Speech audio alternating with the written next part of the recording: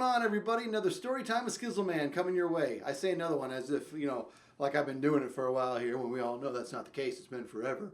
But we're back now, and I'm feeling excited. I don't know about you, but I can't wait to get started. I'm feeling a little hyped up. I can't wait. Okay, just calm down. Today, we're going to be telling you a story about when I was a young lad. Ooh, it's a good one. It's a good story. Me and my buddies used to hang out all the time, as I'm sure all you did. Now we're just going to go ahead and throw out their names. We're not going to do any last names, of course. But we were playing a little game called Butts Up. Okay, we were playing me, Cameron, Keith, Drew. For anybody who doesn't know what Butts Up is, it was before phones, people.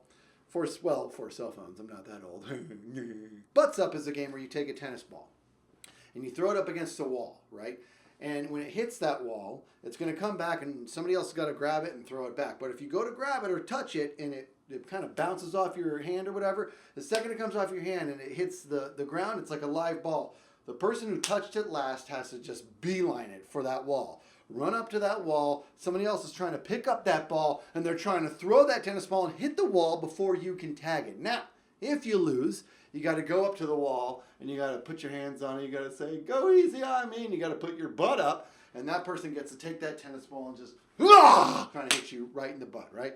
Well, in my house when I was a kid, we had a pretty big garage door, and that's where we used to play. Big driveway, big garage door. So me, Keith, Cameron, and Drew were all playing Butts Up. Another great summer day. Summer living. Summer living. Keith throws the ball. It hits the wall. It comes bouncing back towards Cameron. Cameron goes to get it, and he doesn't grab it, right?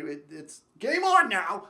It hits his hand, bounces off his hand, starts to go into the street. Now, it took a good ricochet off his hand to where Cameron, and all of his super cockiness, was like, I don't need to run. I'm Cameron. I'm just going to walk. He thinks he's got plenty of time.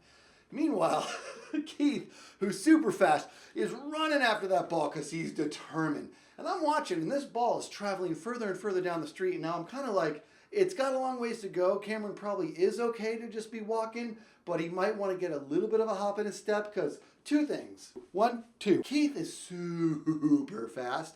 And he also has the most ridiculous arm in the world. He's going after this ball. He's cooking. And I'm watching. And there's Cameron. Just getting all lazy, walking up to it. Now I'm noticing Cameron's got only about 7 to 8 paces left before he touches it. And Keith's grabbing the ball. Now granted, this ball is legitimately about 30 or 40 yards away at this point.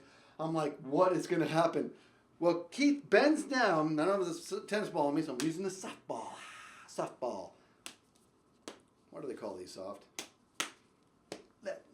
It's for the soft skills, Skizzleman. Dropping a little knowledge. Keith's running out there. He picks up that ball, and he doesn't look. It's not like he grabs it and, does one.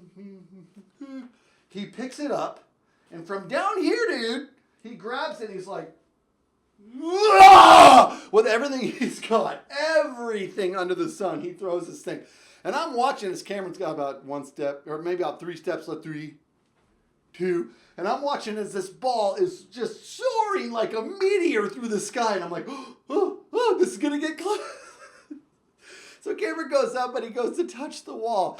And then he's not just going to touch it, right? He wants to touch it and be like, or like laugh at Keith, right? But this is what happens. I'm going to do this in slow motion, so don't blink, okay? He comes up. Here's the wall right here. We're going to mime it. I'm in a box. He goes and touches it. Here comes the ball, dude. It's like this. Touch. Ooh, it hits him in the face, and it's so awesome. It hits him, but it's like this ball's cooking. So he touches it. It comes down and just blam. Now, Keith's a super nice guy, and I'm expecting Keith to be like, oh, dude, I'm so sorry. Instead, Keith is like, yeah!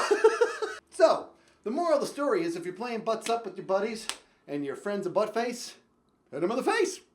Thanks for watching. Hi, how you doing? Did you like the show? That's great. Did you sub? Even better. Did you tell your friends? No? Why not? It made you smile, right? Did it make you laugh? You can make your friends laugh too. Tell them about your buddy Skiz. Thanks for watching.